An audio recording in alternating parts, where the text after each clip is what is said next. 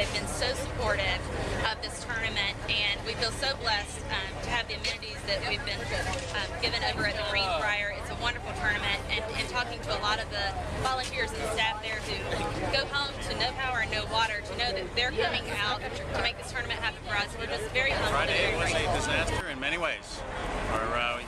You lose power, you lose access, you're running on water reserves, people are out of ice, they're basically in the dark. All the news media basically shut down, so trying to get the word out about the situation, planning, all that was very challenging. Not only for the residents here, I mean, you had like 98% without power, according to Appalachian Power, but you also had hundreds of thousands of people getting ready to come to your area. Right. Can you just talk about what that? We redefined perfect storm. You had you have 200,000 people coming for the golf tournament, and right on 95-degree weather, and 95% power outage in the area. That's a lot of pieces in the puzzle. And how have people been coping? West Virginians are very resilient. You know, I mean, we've been through disasters before. It's never been this widespread. And I think people have been amazingly patient, understanding, recognizing that this is a disaster of unprecedented amounts. Established ice and water stations in 20 locations across West Virginia as well as Maryland, very similar to what we see here behind us. Here at the Lewisburg location, we've given away upwards to 7,000 bags of ice so far and over 28 pallets of water.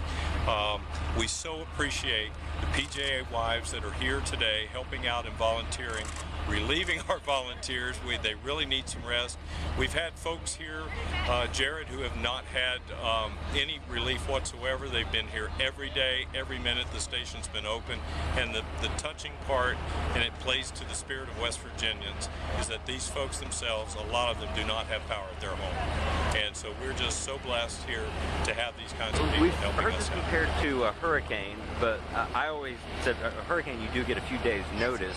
Can you talk about the effort that went into just staging everything? It's really interesting, Jared, that you bring that up. I am a West Virginian by choice. I moved here 14 years ago from the Sunshine State, Florida. And you're right, hurricanes you can plan for. They sit out off the coast and you get ready and you mobilize crews in. I was telling my wife the other night, in 35 years of utility work, that's what I saw as the big difference in this storm. We had zero planning and zero but again, I just want to talk about the spirit of our West Virginians here and all these volunteers. I got to say this, we have AmeriCorps here, the AmeriCorps Energy Youth Express, the churches have all stepped up to the plate, Lowe's, American Red Cross. I can't say enough about how wonderful everybody's been.